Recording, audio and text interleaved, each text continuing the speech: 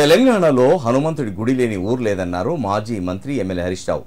దేవుళ్లకే సాయం చేసిన అంజన్న మనుషులకు సాయం చేయరా అని అన్నారు. ప్రతిరోజు మన జీవితంలో ఆంజనేయుడి పూజా కార్యక్రమం నిర్వహించుకొని హనుమాన్ చాలీసా పఠించాలన్నారు. దుర్గాప్రసాద్ స్వామీజీకి మన సిద్దిపేట అంటే ఎంతో అభిమానం అన్నారు.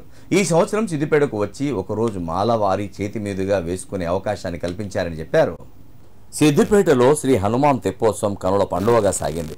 అంతకుముందు పట్టణంలోని శ్రీరామరాజు రావిచెట్టు హనుమాన్ చారిటబుల్ ట్రస్ట్ ఆధ్వర్యంలో అఖిల భారత హనుమాన్ దీక్ష పీఠాధిపతులు దుర్గాప్రసాద్ స్వామీజీ ప్రత్యక్ష పర్యవేక్షణలో కోమటి చెరువు వరకు హనుమాన్ శోభయాత్ర వైభవంగా నిర్వహించారు. అనంతరం కోమటి చెరువులో హనుమాన్ తెప్పోత్సవం నిర్వహించారు. ఈ సందర్భంగా నిర్వహించిన కార్యక్రమంలో మాజీ మంత్రి హరీష్ రావు పాల్గొని మాట్లాడారు.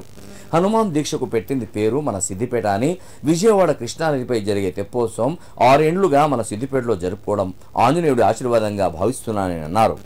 దేశంలో హనుమాన్ మాల ఎక్కువ వేసుకునేది మన సిద్దిపేటలోనని, హనుమాన్ దీక్షకు భిక్షా కార్యక్రమం ఎక్కడ మొదలైంది అంటే సిద్దిపేటలోనే అన్నారు. ఈ దీక్షను మొదట సిద్దిపేటలో ప్రారంభించారన్నారు.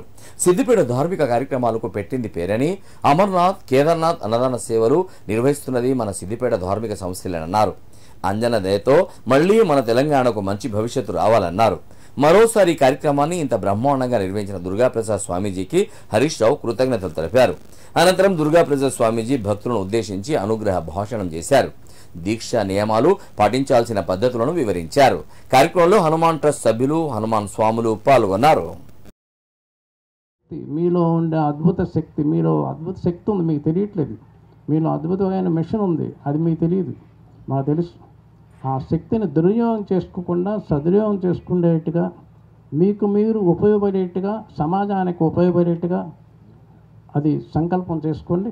దీక్షా విరమణ అయ్యేలోపు ఆ సంకల్పం, దృఢమైన సంకల్పం చేయడానికి కావాల్సిన శక్తి మేము ఇస్తున్నాం. అలాగే మన నాయకులను తయారు చేసేటువంటి శక్తి హనుమంతుడికి ఉందన్నమాట. హనుమంతుడు ఎప్పుడు పక్కన వ్యక్తి ఇతను చాలా గొప్పవాడని చెప్తాడు, నేను గొప్పవాడని చెప్పడు.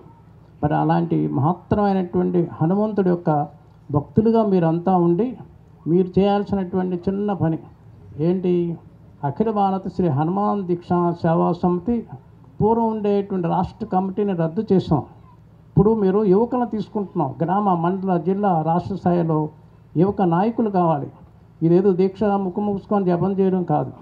మన సంస్కృతి, మన సంప్రదాయం, మన సనాతన ధర్మాన్ని రక్షించేటువంటి విధంగా మీరు అందరూ కూడా గ్రామస్థాయి కమిటీలు వేసుకోండి.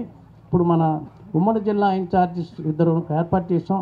వారే శ్రీమాన్ పరమేశ్వర్ గారు, అలాగే మన నేత కైలాసం గారు కూడా ఈ జిల్లా అధికార ప్రతినిధులుగా ఇప్పుడు ప్రస్తుతం వారు ఉన్నారు. కమిటీ, రాష్ట్ర కమిటీ వేసేదాకా వారు ఇన్ఛార్జిగా ఉంటారు ఉమ్మడి జిల్లాకి.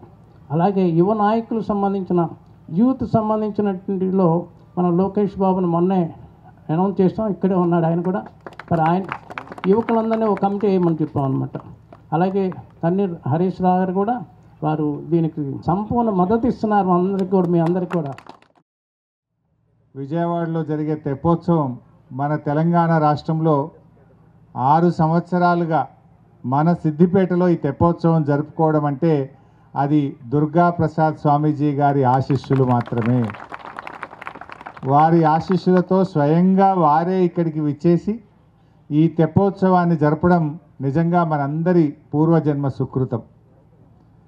ఈరోజు హనుమాన్ దీక్షకు పెట్టింది పేరు మన సిద్దిపేట. నాకు తెలిసి మన రాష్ట్రంలోనే కాదు, భారతదేశంలో, ప్రపంచంలో ఎక్కువ మంది హనుమాన్ మాల ఎక్కడ వేసుకున్నారు అంటే అది మన సిద్దిపేటలో వేసుకున్నారు.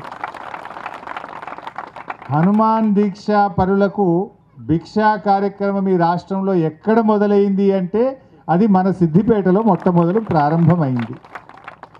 ఈ దీక్ష మొట్టమొదలు ప్రారంభించింది ఎవరు అంటే అది దుర్గాప్రసాద్ స్వామీజీ గారు మన సిద్దిపేటలో ప్రారంభించారు. నిజంగా సిద్దిపేట అంటే ఆధ్యాత్మిక నిలయం, ధార్మిక కార్యక్రమాలకు పెట్టిన ఇల్లు లాంటిది సిద్దిపేట.